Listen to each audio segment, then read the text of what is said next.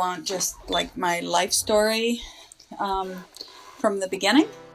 Looks like you're aiming at the flowers. Am I supposed to look at you or the camera? Oh, I forgot there was the camera. I have to look at the camera, not you. I'm Susan Allen. I'm your mother. I'm Charles. I'm your dad. My name's Jack Allen. My name is Lauren Allen, and I am Sam's big sister. The one and only. I am Milo. I'm your brother, Sam's brother. Okay.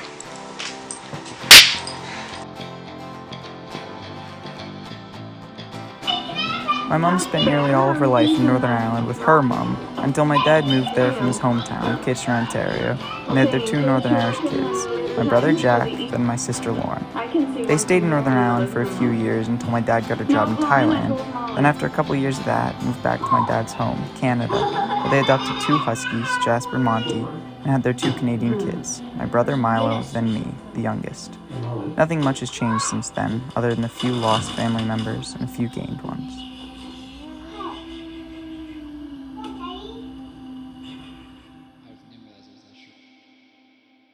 Explain your family from your perspective. My family, we're chaos. We're very, very loud. We are a big family. We're loud, and we love to do unique things. My family now, we all love each other, and we all like to do things together, and we make a point of doing a lot of things together. It's not just the close family, it's the grandparents, the aunts and uncles. We're all just a lot. We liked our camping trips. We like to spend time outdoors, and we've lived all over the world, which is pretty unique and fun. And it gives me a unique perspective on the world, which I really appreciate. I don't know, we're a family of 6. We're big. We spend a lot of time together. A lot of time together. We love each other. I don't know. We're a close family. Everyone in the family, they'll be there for you. They're always there. Don't even have to ask twice. They'll be there. Our family, from my perspective, is everything I always wanted in a family. Maybe less fighting will be nice. In what ways did your family show their love? My mom was always very cuddly. You know, she was always doing a lot of hugging, a lot of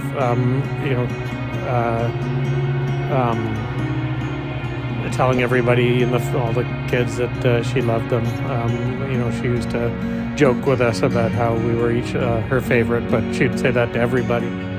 My mom was just always there. I always made it obvious that she loved me and that I was the center of her universe and that she was proud of me. They showed their love basically by being there whenever you needed.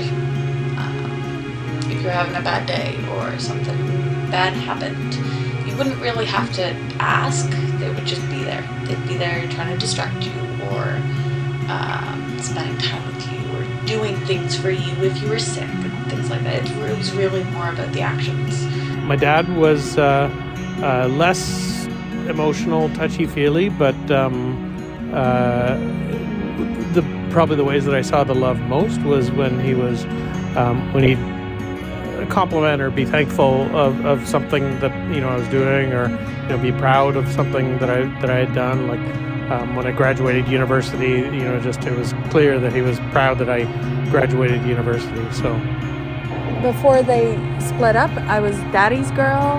Well, all my memories of doing fun stuff were with my dad. He'd take me swimming on cool hikes and stuff like that. In what ways did your family show their love?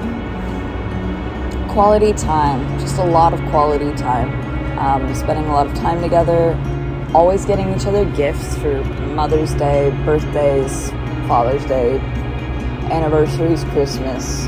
We all got each other gifts, and it was always, gift giving is a big thing. Our Christmas tree was always packed. My brother and sister, we'd have fun together. So we'd argue and we'd fight, but we'd also have fun together, and we liked doing things together. So I think we could see the love in there just from that.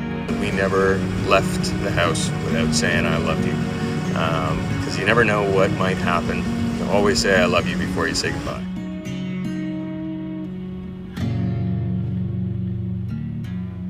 What's your favorite memory with your family? I have a very clear memory from when my mom and dad were still married, and I was really little, and we rented a caravan, like a trailer camping caravan, and went on a road trip with this caravan, and one morning we woke up with sheep surrounding the caravan, and my granny got sick and we had to cut it short and go home early, but I just remember that it was awesome because I had a bunk bed and we were camping. We'd spent a week at Disney, and that was a pretty, it stands out there, memory. We were all miserable because it was so hot, and we were camping, and it was humid, and we were on the ground basically, but Rock this sticky. yeah, we had like tiny little blow-up mattresses, not even, just something to try to cushion us in the 40 degrees or whatever. But I think for all of us, that was still a time that was a happy time. It was just before Jack went to school, and I had taken time off work during the summer, and it was just the family one last time. But yeah, that was a really happy time. We had summers off. My mom wasn't working when I was young, and my dad was a teacher, and so basically at the end of June we would go camping, and we'd come back at the end of August, and so we got to explore a lot. We saw a lot of Ontario, and we went out to the East Coast, so that's probably my best memories was going out and spending the whole summer with my family. My favorite memories are our camping trips that we would take every summer. I feel like I learned a lot about the world and nature and just how to get by. I feel like if the end of the world came, I'd do just fine. Whenever we were at Granny and Grandpa's house for, say, Easter, Thanksgiving, and we were all just kind of there and chatting. We had a million different conversations going, but you and I could be playing on the ground in the middle of the room with the dogs, or something like that surrounded by laughter, and we just had good food, so we're all full and not able to do much. Having the animals run around us, all that those times were kind of my favorite. Oh, that's tickling hair. Can you say cheese, Sam? I know you can say When I was a little kid, I thought my family was so normal until I started spending more time at friends' houses, and I realized no one I knew's family spent as much time together as mine did. Yeah, we were weird, disjointed, and had a lot of issues, but one thing no one could ever say about my family was that we weren't close in some way, however weird and disjointed it was. Through this closeness, I learned a lot. Whether it's how to win an argument, how to show my love in different ways, or, like I learned from my Uncle Michael, how incredible Nick Drake is. A big part of this education came from my siblings, as you tend to learn a lot when you have 3 older kids pestering you all the time, especially when every one of them is a smartass. Though I think having those people to pester me was really important. I sometimes felt like I wouldn't have made it out of my house with my sanity intact without my siblings to lean on when I needed them. That's one great thing about my family. No matter how much we scream at each other, if one of us is hurting, the others will bring the sky down to help. Yeah, just about. Who in your family had the most important impact on your development and why? Everyone was very important for different reasons. Like, my mom was very important because she raised us, mostly. Like, she was a stay-at-home mom. Dad was working. He'd come home and he'd do weekend things, fun things. So he kind of taught us how to have fun and how to do the silly things and be the silly person. But our mom taught us how to do the majority of things. So I'm pretty sure she's probably the most important, just because she was always there and always teaching us new things and everything.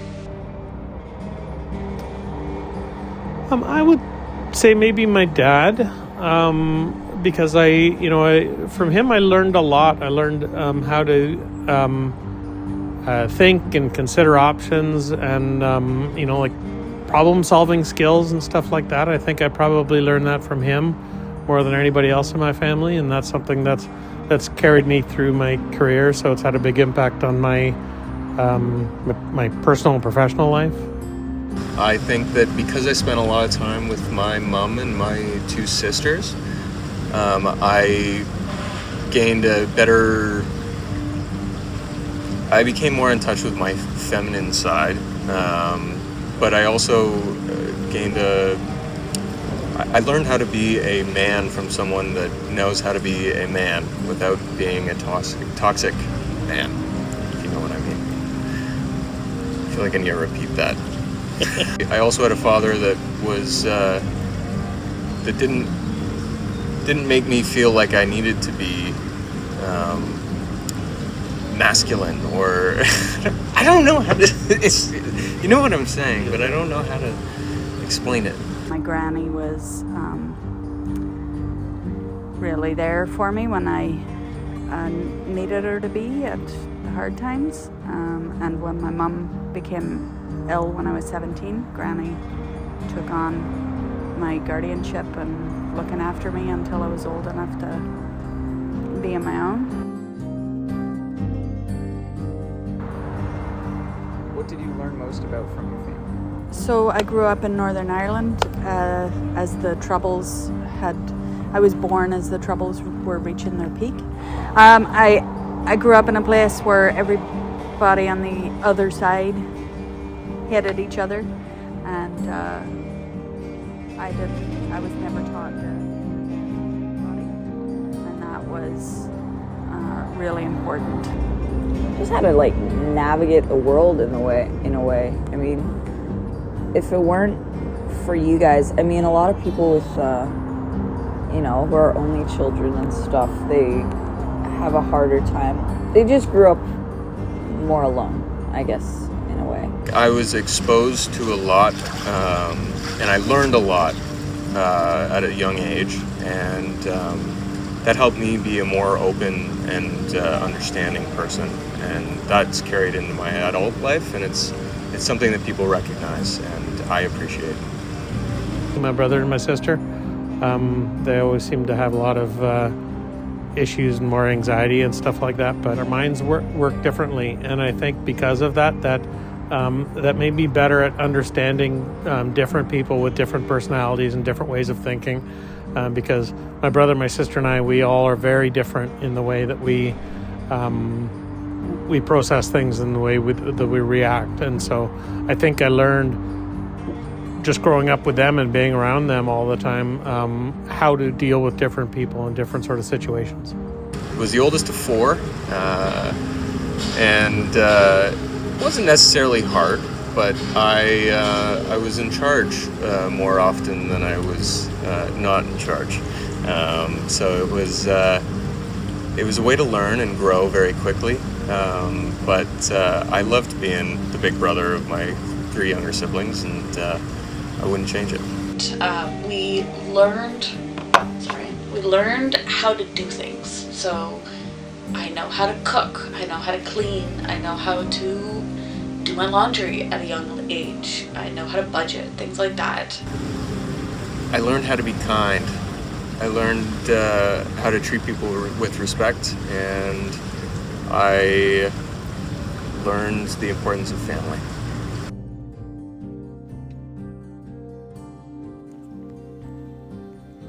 Both my huskies died during COVID, Jasper naturally, but Monty from a punctured lung after falling down the stairs, dying slowly while I hugged him and stared into his eyes. Not long after I'd moved from Ontario to British Columbia, my grandpa, my dad's dad, died too, leaving my granny alone in the house she raised my father and his siblings in. These were the first significant experiences with loss I'd ever had, but not the first my family had had, the most omnipresent being the death of my mom's mom before I was born. I never got to meet her, but the amount I've gotten to hear about her, I often feel like I did. Loss does something to a person you can't really put into words, especially when it comes as a shock, like my Auntie Jo, who died very young from cancer a couple years ago. after spending her entire life being as careful as possible about everything relating to her health. Death doesn't make sense, and neither do the feelings that stem from it. One thing I hadn't been able to figure out about losing people is what you're supposed to do with the love you have for them. And I heard something once about grief just being love with no place to put it. But now I know there is somewhere to put it, and that's into the memories you have for them, the people who share some of those memories. Death isn't the only kind of loss either. I've lost as close of connections to my family members as we've gotten busier and moved away from each other. I lost a lot of memories of my family and I when we moved away from the home I spent my childhood in, and my family has lost some forms of happiness because of trauma that's been passed down, like some anger from my dad's side of the family and a fear of losing people from my mom's after her dad moved away from her and her mom got sick. Loss is constant and loss is inevitable, but that's why we have family, to help us figure out where to put that excess love.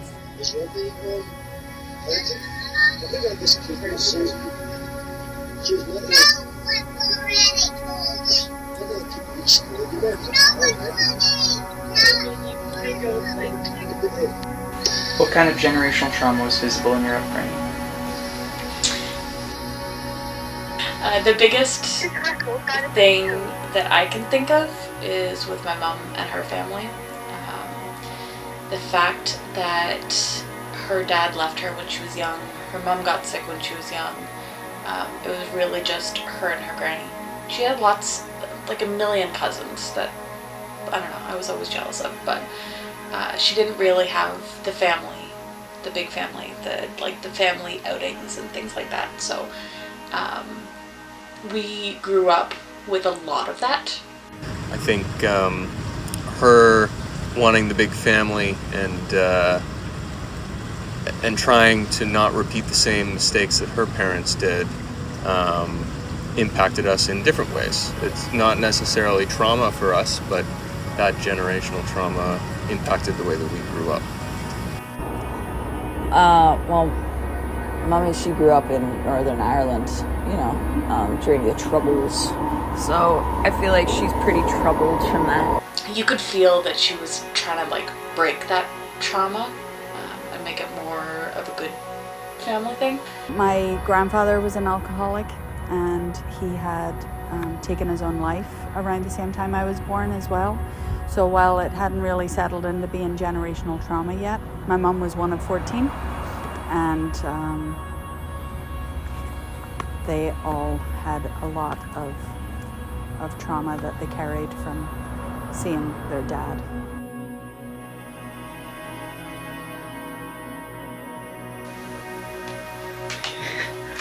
What was the hardest part of growing up in your family?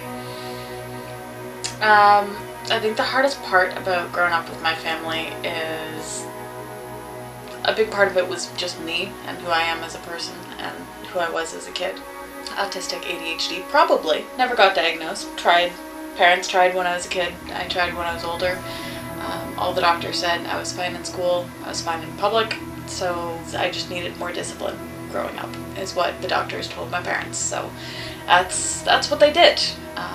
So it ended up being a lot of fighting, a lot of arguments, a lot of why can't you just do this or be like your brother or things like that. Life was pretty good back then. I enjoyed it. We had a lot of freedom. Hardest part, I think, probably just the regular kind of sibling arguments, stuff like that. I used to fight a lot. My brother and I shared a room, so we used to fight a lot when we were in the room together. The hardest part of my family was after my parents split up. We were, my mom and dad and I were pretty close family unit, and then all of a sudden that was gone. So that was probably the hardest. My dad moved away to Scotland, so I only saw him a few times a year. They split up when I was 8 years old, and my mom had a really hard time with the divorce and breakup, and became an alcoholic, and so yeah, it was rough from the age of 8 onwards. I really wanted to be a ballerina, and I started taking ballet, and I did that for 14 years, and I loved it. One of my earliest memories... Why did you stop? Oh, why did I stop? Because I went to university, and then right after university I got married and had kids, and then I've just never gotten back into it. One of the things I'm most excited for in the future is to be a dad. The idea of a little me running around a house that me and the love of my life decorated together while our favorite music plays and I video it all makes me so excruciatingly happy and excited. One thing I'm scared of, though, about being a parent is the idea of turning into my own. But then I think about it harder and I remember how happy I was every Christmas Eve growing up, laying in my brand new pajamas and listening to my dad read us "'Twas the Night Before Christmas." I think growing up, you take a lot from your family, and from that, you have to separate it into who you want to and do not want to become. Some things I know I want to become. I want to be a symbol of strength and to make my kids laugh like my dad. I want to be loving, excited for my kids like my mom. I want to continue to push myself to learn continuously like Jack, be motivated and family-oriented like Lauren, and be passionate and accepting like Milo. My dream is to grow into a weird concoction of all my family's best qualities, so that I can help raise my children into becoming a weird concoction of both sides of their family's qualities. We all become our families in some way.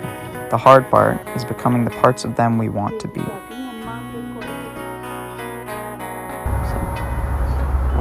What do you think was done right in how you were raised? I was lavished with love all the time and never felt anything but the center of the universe.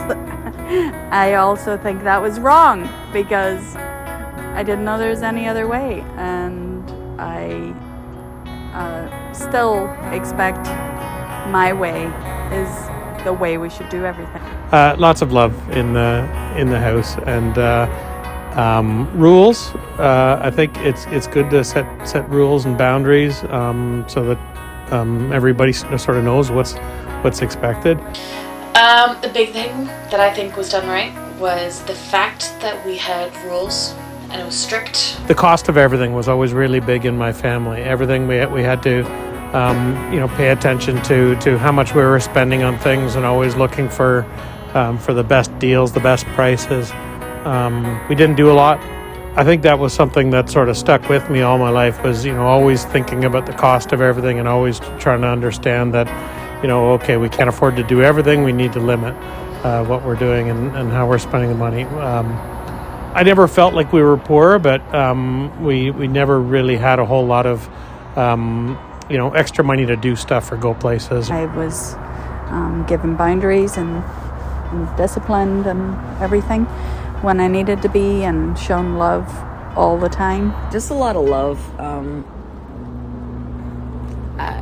I didn't grow up thinking I wasn't loved in any way. I knew I was so loved by so many people, not only our family, but our extended family as well. I mean, I knew there was always going to be someone there for me. One of the things that I think I've applied to my family now is we do things together, and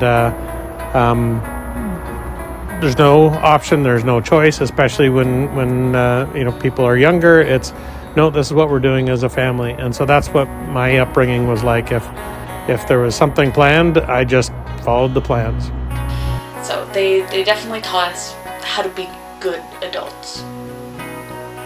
I'm really thankful for you guys and having you guys in my life and having somebody to grow up with, even if we did fight growing up.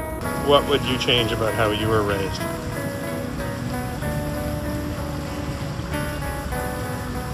I don't know if I'd change anything. I grew up in a non-traditional single-parent home, and always wanted to be part of a family with siblings and everything. I fully believe that being raised as an only child is not ideal. I have three half-sisters, but I wasn't raised with them. I think you guys are really lucky. I feel like if we just talked through our issues more with each other instead of, I feel like a lot of us bottled up our issues very much and just sort of yelled at each other instead of actually talking it through. I don't think I'd change anything. I grew up in a very unique way from most. On one hand, I'd change everything, and on the other hand, I would change nothing because I wouldn't be me if I hadn't been raised the way I was raised. It was just circumstances of growing up was what I would have changed, but not the actual, yeah. And I would have liked my dad to be there. I appreciate where I came from, and I appreciate the way I was raised, and I wouldn't change it for the world. Excellent. Thank you. Thank you so much. Perfect. Thank you. Perfect. Thank you.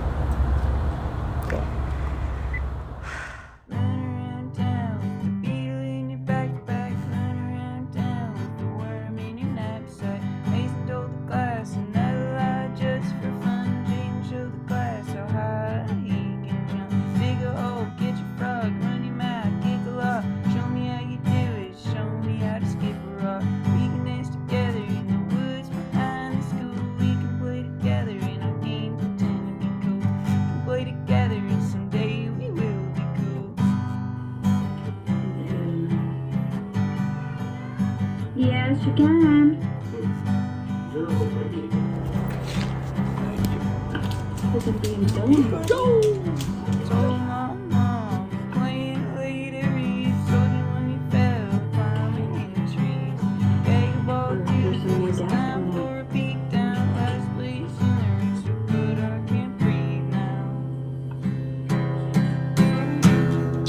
Love you. Have a great sleep. You too.